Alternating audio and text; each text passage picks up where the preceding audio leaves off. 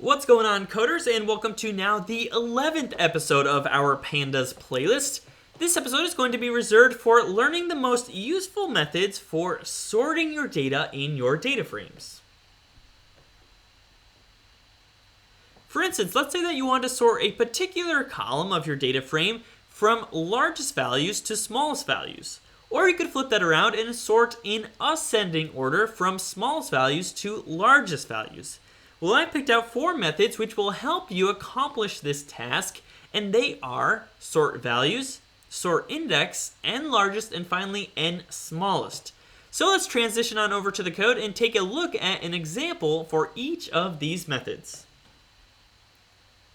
We'll begin by first importing pandas as pd and then using that library to read in our CSV, which is hosted at this web address right here, and then transforming that into a pandas data frame. Now this data frame is the same data frame which we've been using throughout the course of this playlist so far.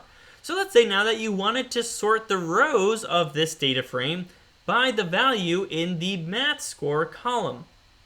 So the first method that you can use to accomplish this task, which we'll be looking at today, is sort values.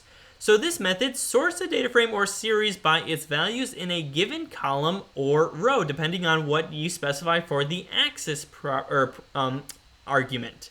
So I almost never sort by row, so I won't be demonstrating that in this episode, but I will be showing how to sort by the values in a given column. And the way to do that is to first get your data frame that you want to sort and then access the method sort values on that data frame. And then you'll basically just specify the column that you want to sort by saying by equals and then the column name. So if I were to run this cell right now, then there we go. We now have the same 1,000 rows of our data frame, but each of the rows now has been sorted by the column name math score. As we can see, yep, it looks pretty sorted to me. It looks like the lowest math score got placed at the top, and then in ascending order, all of the rows after that. So it ends in a math score of 100. Now by default, sort values will sort in ascending order, as we've just seen. But we can actually override that. We can put it in descending order by accessing this optional argument ascending. Again, by default, it's true.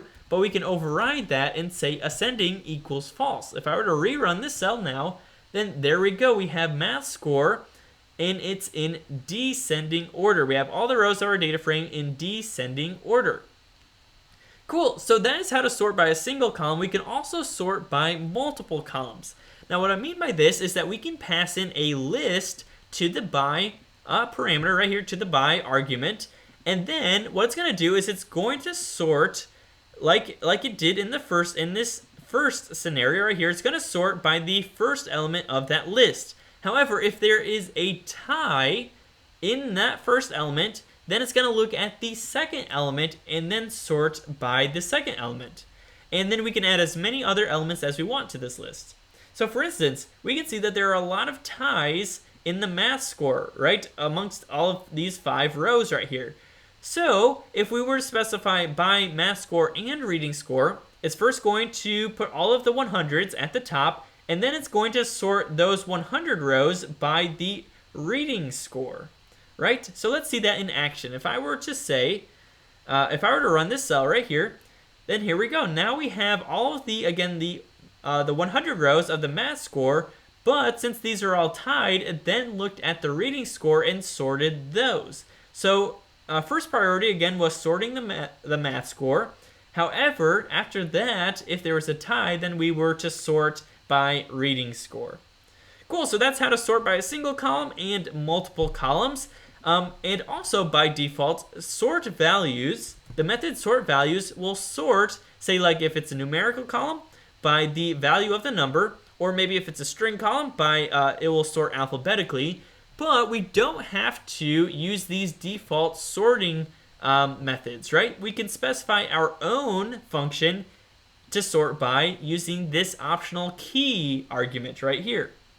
So what this key argument is going to do is it's going to pass in the column that you're sorting, which will be a series, a data series, and then you're going to want to specify some kind of operation on that data series and return another data series of the same length, but whatever operation that you apply to it, it's going to then sort the outcome of that operation, right? So, for instance, if we were to sort by parental level of education and then pass in the key of this custom defined function right here, then what this is basically saying is that, hey, okay, get that data series, parental level of education, and then apply this length function to it. So basically what's going to do is it's going to get the length of every single one of these values right here, and then it's going to sort then by the length of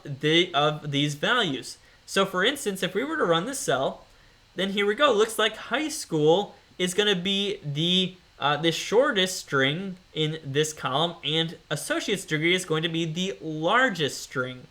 So this is, again, just a way of sorting by your own custom functions. This is just, again, how to do it. You'll pass in your own function through the key optional argument.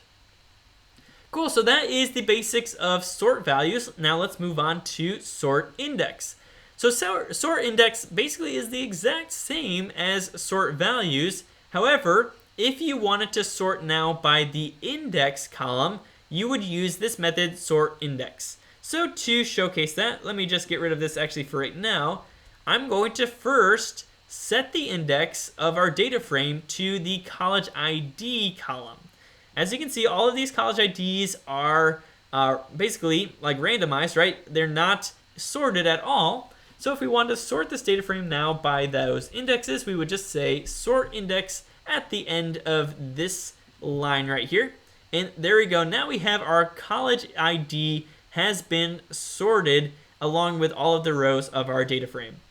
Cool, so that's all I'm going to say about sort index. Again, it's basically the same exact functionality as sort values, but you're just performing the operation on the index column. You still get the ascending equals true, you get the key, you get in place, you get all of these cool things, but again, it's on the index column. All right, now these last two methods we've actually already gone over in episode 4, I believe, so I won't spend too much time on this. I'm just going to review them real quick. So n largest and n smallest will display the n largest or smallest values in a column. Now you can run this method on either a data frame or a data series, but let's just look at it for a data frame. So if I want to get the, say, 10 largest values of the math score column, then by running this cell right here, there we go. I've just sorted the student's data frame by the 10 largest values in the math score column. And here they are right here. I can perform a very similar function by saying n smallest, and this is going to actually get us the 10 smallest rows based on sorted by the math score column, just like this. Cool, so that is n smallest, or n largest and n smallest. If you need any more overview of those two methods, you can check out episode 4 of this playlist. But I think that's going to wrap it up for this episode. I hope you enjoyed it and learned something from it. If you did, don't forget to hit that like and subscribe button, and I'll see you in the very next episode.